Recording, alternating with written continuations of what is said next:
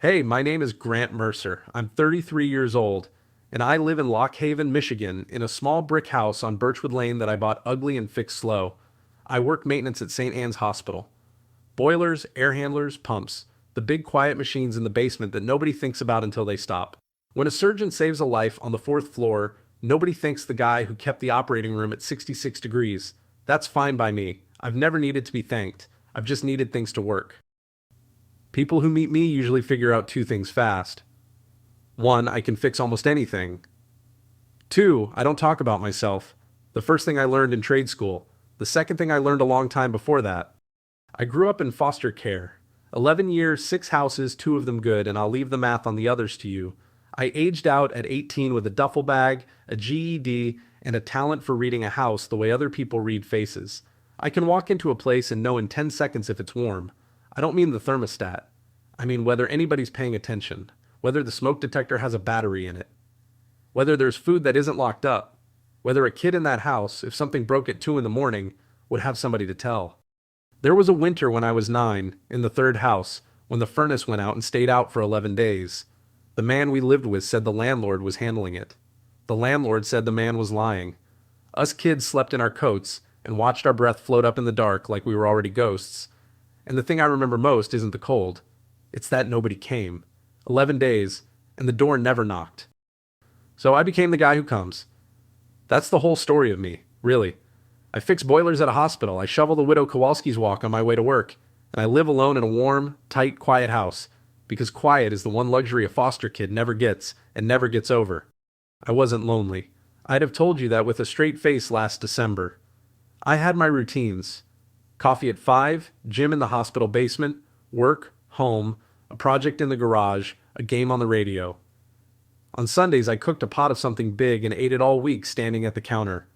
A man can run like that for years. A furnace can too. Right up until the night it can't. Next door to me, attached to nothing and nobody I knew, was the rental.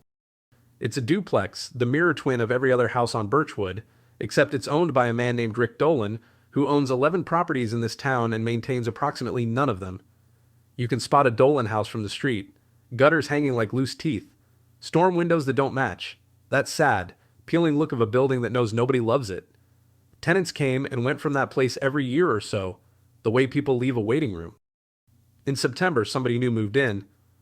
I noticed the way I notice everything, which is to say completely and from a polite distance. A woman, young, maybe 30, with reddish-brown hair always pulled back like there hadn't been time for it since 2019. A boy, 6 or 7, with a dinosaur backpack bigger than his torso. A hatchback with a donut spare on the rear left that stayed there for 2 months, which told me money. She worked nights or close to it. The car left at 9 in the evening and came back after midnight, and then left again at 7 for the school run. The math of that schedule made my chest hurt if I thought about it too long, so I didn't. We'd exchanged maybe 40 words by December.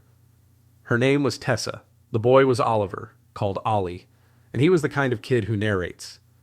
I'd be raking, and I'd hear him on the other side of the fence telling the squirrels his entire school day, beginning to end, with footnotes. Once he watched me change my truck's oil through the chain link for so long, so silently, that I finally said, "You want to see the filter?" And he said, "Yes, sir," the way kids say it when somebody's drilled it into them, and his eyes when I showed him that dirty filter, you'd think I'd cracked open a meteor. That was the whole of it. A wave, a word, a fence between. Then came the second week of January, and the cold snap they kept calling historic on the radio, like history was something that could come down your street. 9 below zero, wind like a stripped wire. The hospital ran me ragged all week because cold like that finds every weak point in a building, and I came home Friday night dead tired, ate standing up, and was asleep by 10. At 11:40, somebody knocked on my door. Not the doorbell. A knock. Low on the door like the door itself was being modest. 3 knocks, a long pause, then 3 more, like somebody following instructions they'd rehearsed. I'm a foster kid. We don't sleep through knocks. I was up and moving before I was awake, and when I opened the door, the cold came in like a living thing, and standing on my doormat, in pajama pants tucked into snow boots, and a coat zipped to the chin over what had to be every shirt he owned, was Ollie. 7 years old, 11:40 at night, 9 degrees below zero. He had a flashlight in one mittened hand, and in the other, held out in front of him like a passport at a border, 4 crumpled dollar bills. Hi, he said, teeth chattering around the rehearsed words. You fix things. I saw you fix the truck. Our heater broke and it's really cold and Mom cries when the heater breaks. She does it quiet in the bathroom so I won't know, but I know. She's at work and Mrs. Pruitt is watching me, but she fell asleep on the couch and I have $4. He paused, then added the closing argument with the gravity of a man twice his age. It's all my money. I want to tell you I said something wise. The truth is, for a second I couldn't say anything at all, because I was 9 years old in a cold house counting 11 days and the door was finally knocking, except I was on the wrong side of it. Or maybe, after all these years, exactly the right one. I crouched down to his level. You did the right thing, I said, and I said it slow, because some sentences a kid needs to keep. But here's the deal. First repair is always free for neighbors.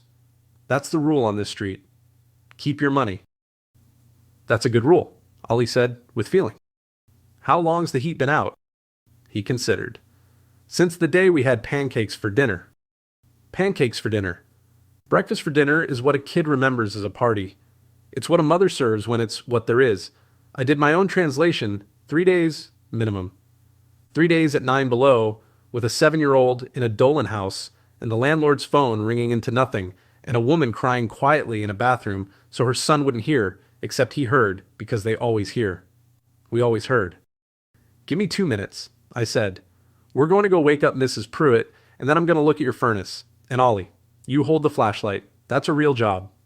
Both hands. He straightened up like I'd knighted him. I grabbed my tool bag and a space heater and 2 of the spare blankets I keep in the truck, because at a certain point preparedness and loneliness are the same closet. We woke Mrs. Pruitt, who was mortified, and I left her fussing Ollie's mittens off while I went down to the basement, and I'm going to keep what I found down there brief, because if I describe that furnace in full, this stops being a love story and becomes a criminal complaint.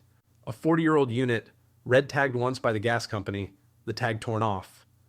A flue pipe patched with, I swear to you, aluminum foil and a dream. A filter that had last been changed during a different presidency.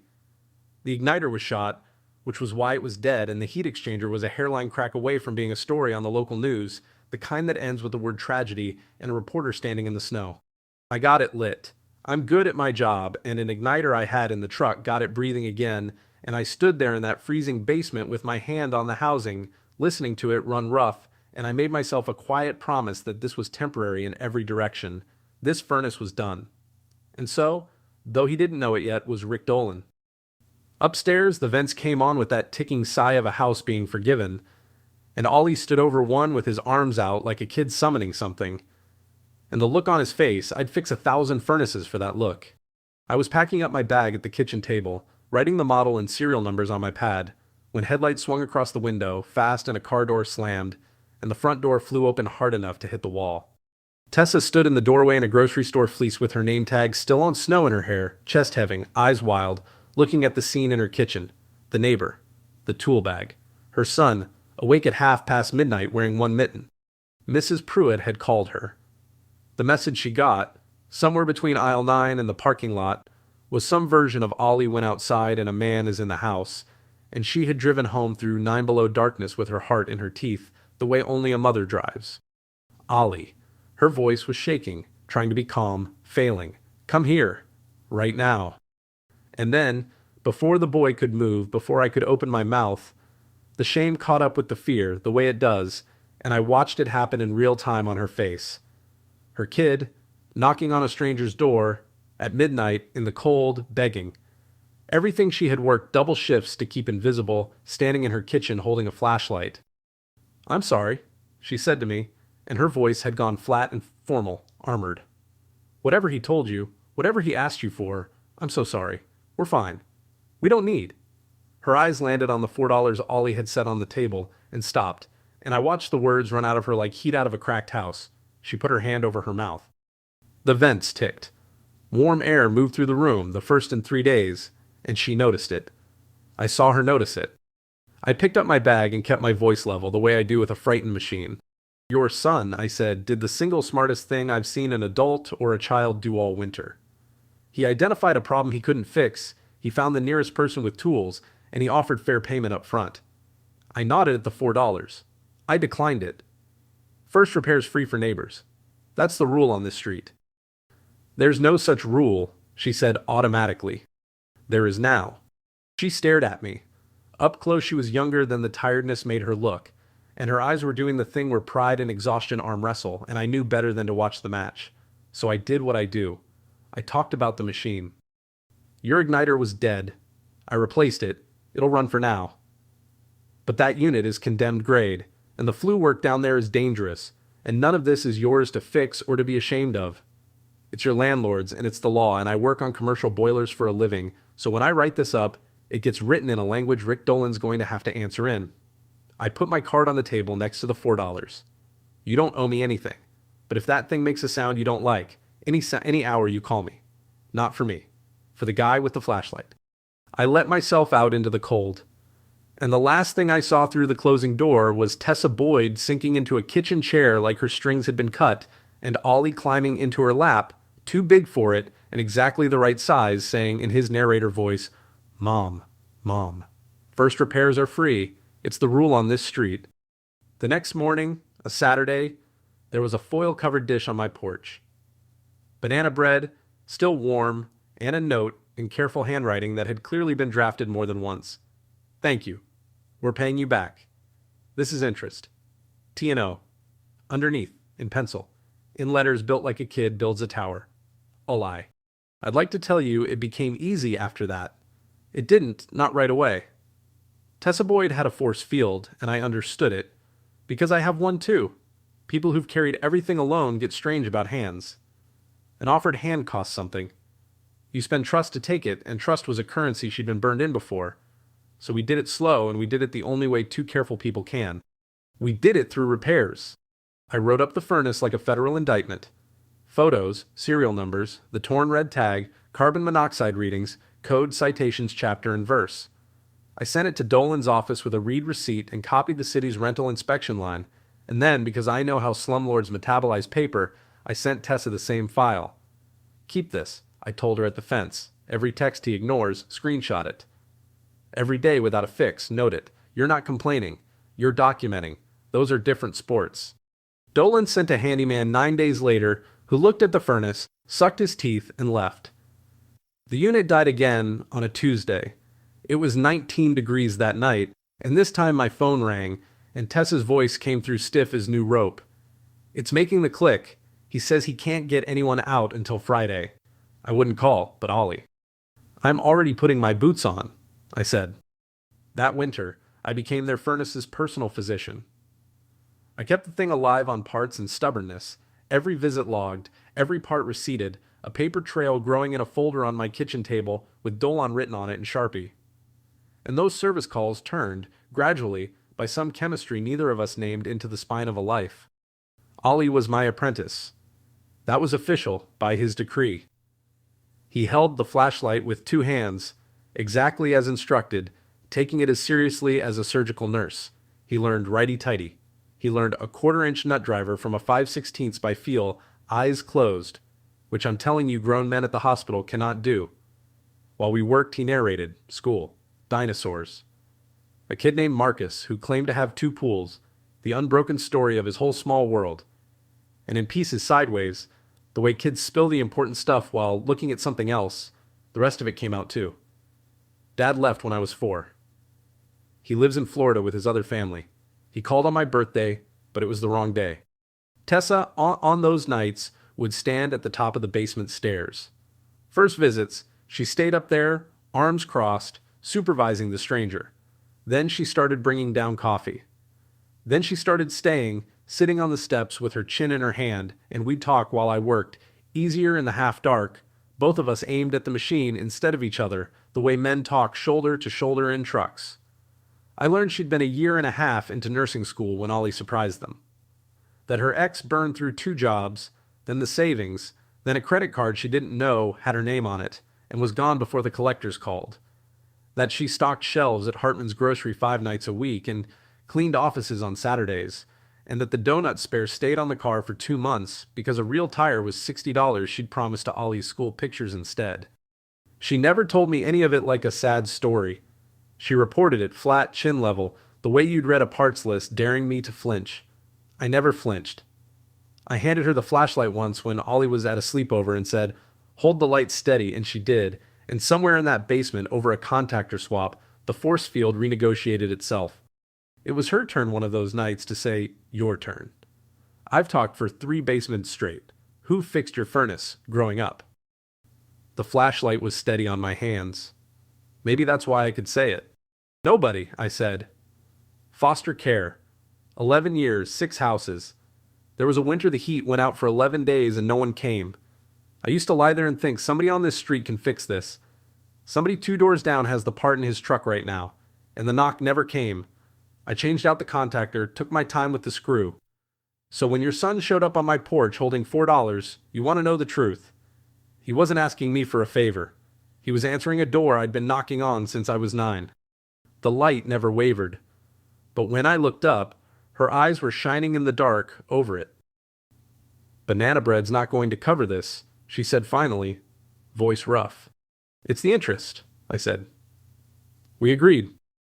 Spring came and the repairs migrated upstairs and outside and stopped being emergencies and started being Saturdays. The porch step that bounced. The screen door Dolan had ignored for 3 tenants. Her kitchen faucet, which ran like a man whistling through a missing tooth. I taught Ollie to caulk, which is to say I let him make a catastrophe of one window, and then we did it right together. Tessa, it turned out, could mend anything with thread the way I could with steel, and one day she took my work jacket hostage, the one with the torn pocket I'd been stapling, like an animal, her words, and it came back with the pocket rebuilt stronger than factory and my name stitched inside the collar. Grant. Block letters. Like something a kid builds. I wore that jacket to work every day after. Guys at the hospital noticed me checking the collar and I told them it was a tag itch. It was not a tag itch. It was the first time in 33 years my name was written inside something that belonged somewhere. We fed each other sideways too, the way proud people do. My Sunday pot of food got too big for one person by accident every single week and crossed the fence in a Tupperware. Her banana bread developed a schedule. Ollie ate dinner at my counter on the nights her shifts stacked, and we did homework, and I learned that second-grade math has been redesigned by people who hate fathers, and I am not his father, and I caught myself thinking that sentence one night with a pencil in my hand and had to get up and drink some water. Because that was the line I didn't cross all spring, all summer. She had a kid who attached, a kid who had already learned once that men leave, who had a birthday call that came on the wrong day. You don't reach for the mother until you're certain about the boy, and you don't get to be certain about the boy until you've asked yourself the foster kid's question, the only question that ever mattered in any house I lived in. When it gets hard, do you stay? I knew my answer. I was waiting to be sure I'd earned the right to say it out loud. Then, in September, Rick Dolan answered it for everybody. Tessa met me at the fence with an envelope, and her face was the face from the first night, armored, except now I could read the armor. 30-day notice to vacate. No cause given, because in this state, on a month-to-month after the lease lapses, a landlord doesn't need one. But we both knew the cause. It had my handwriting all over it. The furnace file. The city inspection I'd triggered, which had finally come through in August, and hit Dolan with 11 violations and a compliance deadline. Fixing that house properly would cost him 20 grand. Emptying it cost him a stamp. There was a developer sniffing around the whole block, and an empty duplex sells easier than a documented one. And somewhere in an office across town, a man I'd never met had done the math on my neighbors' lives and rounded them down to 0. He can't kick the inspection, Tessa said level, reading from her own internal parts list. So he's kicking us. School started 3 weeks ago, Grant. Ollie finally has a teacher who gets him. There's nothing in this town under $900 a month. I've looked. I've been looking since Friday. I didn't want to tell you until you'd solved it alone, I said. I know. Tessa, look at me. You held the light for me a dozen times. The words came out of my chest, not my head. Hold still and let me hold it once. And for the first time since I'd known her, she didn't argue. Here's what I knew that Rick Dolan didn't. A no-cause notice isn't bulletproof. Not when it lands 6 weeks after a tenant's complaints put 11 code violations on the public record. There's a word for that in Michigan landlord-tenant law, and the word is retaliation, and the law presumes it when the timeline is that ugly. I knew this because I'd spent the spring reading statutes the way I read wiring diagrams on my lunch breaks in the hospital basement, just in case. Foster kids and maintenance men have the same religion. We believe in just in case. So we didn't pack. We built a file. If you'd looked through Tessa's kitchen window any night those next 2 weeks, this is what you'd have seen, and I want you to see it because it's the part of the story I'd frame if you could frame time. The table cleared. The Dolan folder open, Tessa with her hair down for once, reading statute printouts with a highlighter cap in her teeth, finding things I'd missed, because the woman who reconciles a grocery inventory at 2 a.m. can read a paragraph for what it's hiding. Me with the photos and the receipts, building the timeline, Ollie, who was supposed to be asleep, doing his homework at the end of the table because he refused to be the only member of the firm not working, organizing my receipts by date, which he could do, and by vibe, which took longer. Mrs. Pruitt wrote a statement. So did the Hendersons on the other side, whose own Dolan gutters had been hanging since the Obama administration.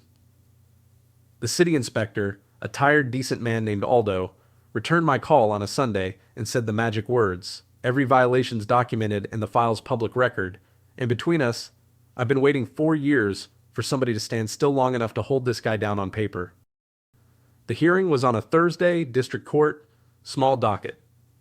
Dolan came in a golf weekend blazer with a lawyer who did this in bulk, and his whole case was a shrug. Month to month, no cause needed, business decision, nothing personal. He said nothing personal twice, the way men do when it's entirely personal. Tessa had a legal aid attorney, a sharp kid 2 years out of school, but when the judge asked the tenant's side, it was Tessa who stood up. She wore her grocery fleece. I think it was deliberate. I think it was a uniform. I'd watched her stand in a kitchen and absorb shame like a woman built out of it. That's not who stood up in that courtroom. She laid the timeline on the bench like she was setting a table. The first no-heat night, the date Ollie went out into 9 below cold to knock on a stranger's door, and she made the judge sit in that image, made the whole room sit in it. The ignored texts, screenshotted dated, the red-tagged furnace, the 11 violations. The notice that arrived 6 weeks after the inspection, 3 weeks into her son's school year. Your Honor, my landlord is allowed to make business decisions, she said, level, chin-up, parts list voice. He's not allowed to punish my son for being cold. The law calls it retaliation. My boy called it Mom Cries when the heater breaks. Either way, it shouldn't work. The judge looked at the timeline for a long moment. Then he looked at Dolan's lawyer and said, Counsel, I'm going to give you a chance to talk to your client about withdrawing this notice. Because if I rule, I'm ruling with findings, and findings follow a man's name around. They withdrew it in the hallway in 11 minutes. New 1-year lease, rent frozen, repairs on the city's compliance deadline, supervised by inspection. Dolan signed it on his lawyer's briefcase like the pen was hot. And on his way past us, he muttered something that contained the words, all this over a furnace, and Tessa said pleasantly to the air, it was never about the furnace. And I have replayed the look on his face the way some men replay touchdowns. On the courthouse steps, it was October bright, that hard gold light that comes off old brick. Ollie ran ahead chasing leaves. Tessa stopped on the middle step, and turned, and looked at me, and the armor wasn't gone. I don't think it'll ever be gone, I wouldn't want it gone. But it was open, the way you'd open a coat on the first warm day. You knew, she said, about retaliation law. You'd already read it, months ago. Why? Just in case. Grant. She came down a step, eye level with me. Nobody reads tenant statutes on lunch breaks for a neighbor. Tell me the truth. The whole thing. You're good at parts lists. Give me the parts. So I did. On the courthouse steps, in front of God and the leaf-chasing boy and a parking enforcement officer who suddenly took a great interest in a Honda. The truth is, it's been the two of you since January, I said. The truth is, I started cooking for 3 in February and lying about it. The truth is, your son holds a flashlight like it's a sacred duty, and I look forward to a 7-year-old's narration of a school day more than any meeting on my calendar. The truth is, you stitched my name into a collar, and I haven't had a bad day at work since, because a man whose name is written inside something can't fully have a bad day. The truth is, I have spent 33 years being the guy who comes when something breaks, and you two are the first people who ever made me want to stay after it's fixed. I took a breath steady, the way you do before lifting. I'm not asking to rescue anybody. You just proved in front of a judge you don't need it. I'm asking when the lease is up, when the time is right, on your schedule and his, whether the firm wants to make me permanent. That's it. That's the whole list. Tessa looked at me for a long time. The light did its hard gold thing. Then she reached out and took hold of my jacket collar, the rebuilt one, her stitching, my name, and pulled me down the last few inches, and kissed me on the courthouse steps like a verdict. Motion granted, she said against my mouth, and started laughing, and I was laughing too. And that's how Ollie found us, and his entire commentary, delivered to the parking enforcement officer, was, "They do this now. It's fine. They think it's a secret." It was not a secret. It had not, I learned, been a secret since approximately March. Mrs. Pruitt had a pool going. We took it slow anyway because of the boy, except the boy outpaced us at every turn. We dated like teenagers with a curfew, which is what you are when there's a 7-year-old and a night shift. And the following autumn, when the lease ran out, Tessa and Ollie didn't renew with Rick Dolan. They moved 20 yards west, into the brick house I'd bought ugly and fixed slow, which turned out to have been waiting all those years, the way I had, for somebody to fill it. We got married in the backyard in late September by the fence Ollie used to narrate through, small, folding chairs. Although the inspector came, which Tessa said was the most romantic thing at the wedding, a city official who'd seen our paperwork. Mrs. Pruitt collected her pool winnings shamelessly during the toasts. Tessa wore her hair down and a dress the color of the October light on the courthouse brick, and she walked across the grass holding Ollie's hand, because she said they'd carried each other this far and they'd finish the trip the same way. And when the little ceremony got to the rings, Ollie stepped up in front of everybody, in a clip-on tie, holding not a pillow but his old flashlight, with the rings taped to the handle, his own engineering, nobody helped. And then, before he handed it over, he dug into his pocket and pressed something into my hand, folded small and damp from being held all morning. 4 $1 bills. "Payment in full," he said, in his narrator voice, loud enough for the whole yard. "For the first repair. We're keeping you." I don't cry in front of people. 11 years, 6 houses. You learn. I'm telling you the yard went blurry anyway, and Tessa was no help at all, and I knelt down and shook my new son's hand like a contractor closing the deal of his life, because that's what it was. The $4 are framed now. They hang in the hallway, where the thermostat is, which Ollie finds hilarious and exactly right. Tessa started nursing school again in January, the bridge program at the community college, and I leave the porch light on for her late classes the way she once left the basement light on for me. Ollie is 9, has his own toolbox, real tools, and has informed us he will be either a paleontologist or an HVAC technician, depending on the market. The furnace in our house is 16 years old and perfectly maintained, and has never once gone out, but some nights in deep winter I still wake at 11:40 out of old habit, and I lie there listening to the warm air move through the ducts of a full house, and I think about doors. People ask how we met. Tessa tells them a neighbor fixed our heater. Ollie tells them accurately that he hired me. I tell them the truest version, which is this. For 24 years I was the kid in the cold house, listening for a knock that never came. So I built a warm life 2 doors down from anywhere, and I waited, though I couldn't have told you for what. Then one night at 9 below zero, a 7-year-old in snow boots stood on my doormat with a flashlight and $4 and every ounce of courage in his small body and knocked. Love doesn't always arrive the way the movies promise, grown and beautiful and sure of itself. Sometimes it's 3 feet tall in pajama pants, doing the bravest thing it's ever done, asking you to fix what's broken. Answer the door. That's the whole secret. That's the rule on this street. Answer the door.